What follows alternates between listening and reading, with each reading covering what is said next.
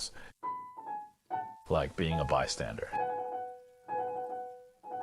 I'll talk about Scarlatti, a renowned Italian composer from the Baroque period, who is celebrated for his remarkable music. It's quite interesting. Let me give you a bit of background. Scarlatti became famous in Spain. He was Italian. But in Spain, he served as a piano teacher for a Spanish princess.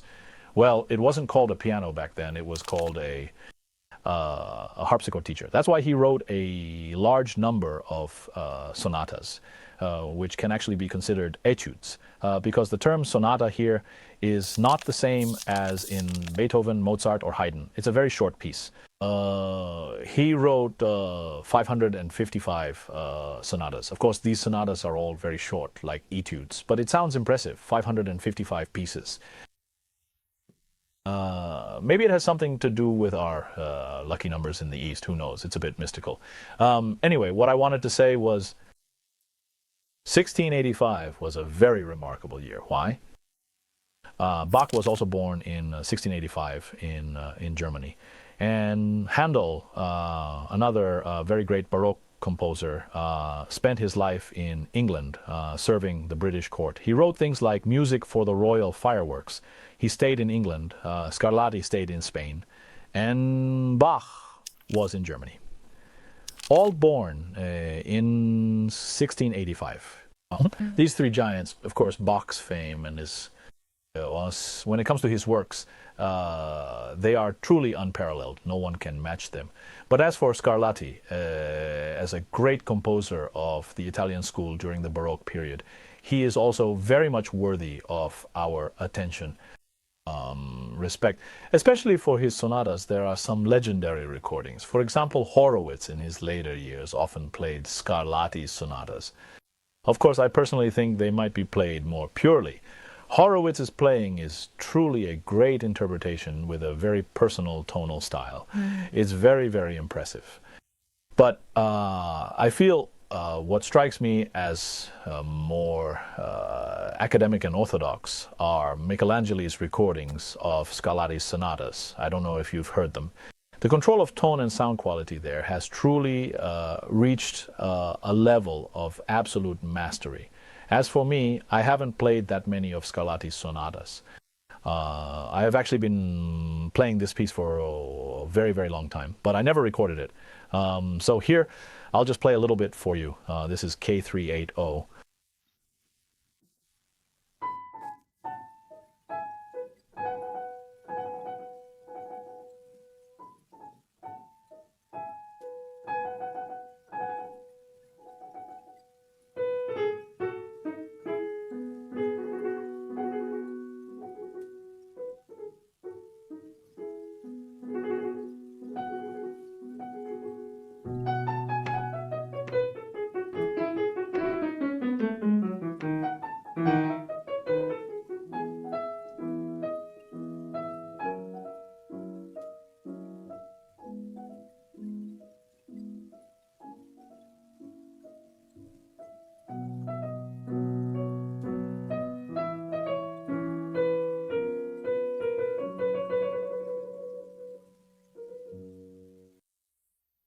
So this kind of remarkable Scarlatti sonata, the level of richness is also very, very high with many different styles. This piece is a more traditional Baroque work.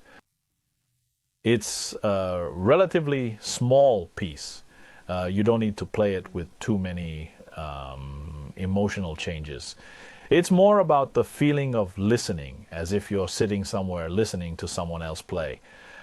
It's not so much about the feeling of your own playing, but more like you're appreciating someone else's performance, like being a bystander. A bystanders.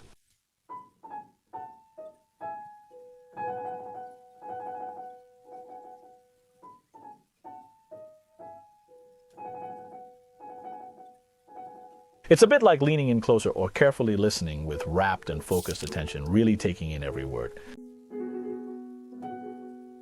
Then simply let your fingers do all the work for you. You really don't need to think too much. Just relax.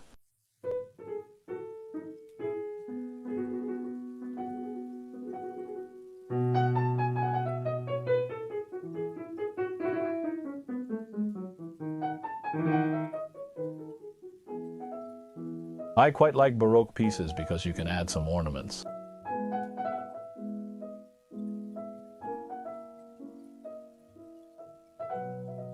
Yes, you can add a few.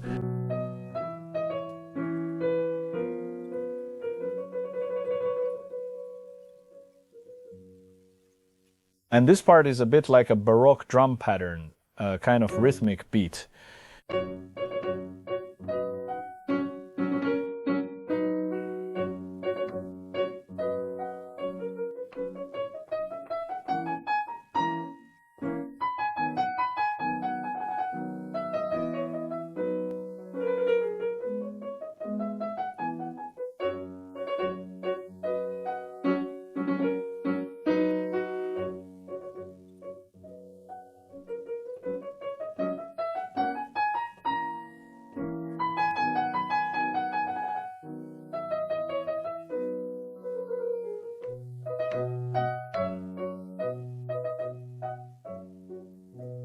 Of course, you can play with a lot of contrast, for example, loud, then a bit softer.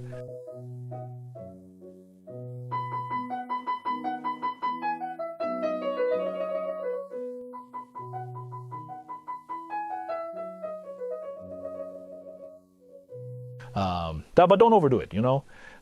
This is also an insight I've gained from playing Baroque works.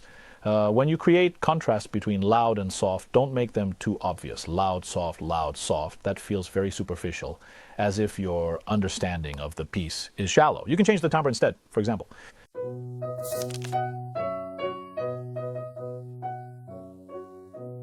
It doesn't have to.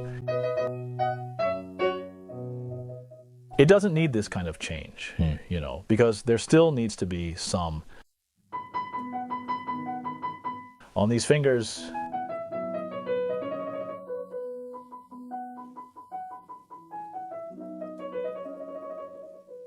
More of a subtle change under the fingers rather than through loud and soft tones. Legato and staccato are okay, but just loud and soft, sometimes it's really not ideal. Not ideal, right? And also, when playing this kind of piece, don't use the pedal too much. It's not very useful, mainly, right? I remember when I played the Goldberg variations halfway through, my foot went numb. Why? Because I didn't use the pedal much. Usually my foot is constantly pressing it. But for the Goldberg, sometimes, especially in certain sections, not all of them, but in some, it just stays there. Or I just press it a tiny bit. Just a tiny bit, like a small needle. So sometimes it feels like after a long time, it gets a bit numb, you know, that numb feeling. And I have to shake my leg right after. So that's it. In the Baroque period, you definitely don't need to pedal that much. Also, even though I know we're not, I'm not a clavichord or a harpsichord player, but we still need to understand its internal structure, like how it can change the tone color and affect the overall sound. How it works, because it can't make too many changes in tone color, but it has some small tools for adjusting the intensity inside the instrument, like little wooden sticks. Then you'll find if you tilt it a bit this way, the sound changes, and if you pull it back, it's like that feeling of accelerating in a car. And so you'll feel, pay a little attention to how to use that time to switch those little wooden sticks for tuning. And then use that to play some changes in tone color, meaning your hands don't actually change much. But through that stick, its pedal might be halfway down. It has some changes like that.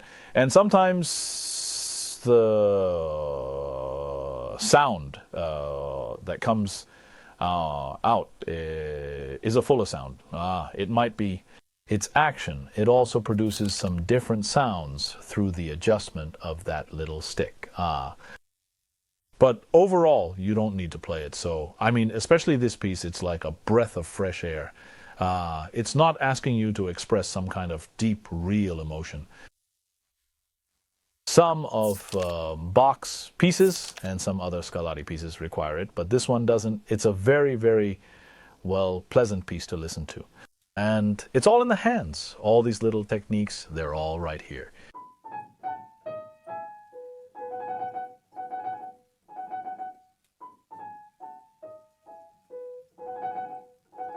It's all in the hands. Even if you try to push it with your body, it won't really help, right? It's all about the technique in the hands. So when you're practicing, you must have discernment.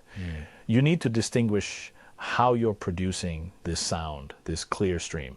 I mean, have you brought out the purity, the clarity of this sound? Bring it out. Now, regarding this purity, the more you overindulge in emotion, the less you'll achieve it. You must be very still, just listen, listen intently, and then become your own listener, your own appreciator. Then, adjust the sound until it's just right, comfortable for the ears and flowing within the heart. Just play it out, and you can add some ornaments. Don't worry, you can do some recreation of these ornaments. It's perfectly fine. That's what's so interesting about the Baroque period. You can assemble these ornaments yourself, and however it feels comfortable, that's how you do it, right? Of course, sometimes the sound or style may feel off, but you fix it bit by bit.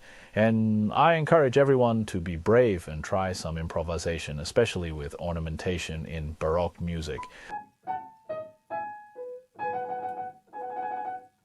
Especially with a piece like this, you don't need to push it. You don't need to play it very loudly and, you know, put all your strength into it. You only need about 60% of your strength. Just the strength in your fingers is enough. Because this piece was also meant for the harpsichord. Playing it too loud is useless. It's like you're just playing for yourself and it has no meaning. So, since I'm using 60% volume now when I play, I don't really rely on the pressure from my wrists, but rather on the strength of my fingers.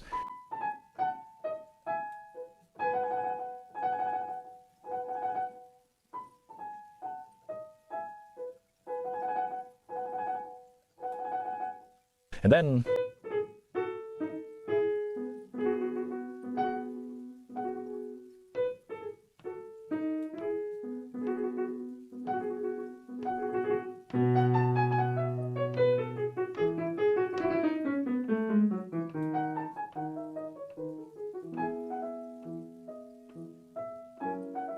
%60.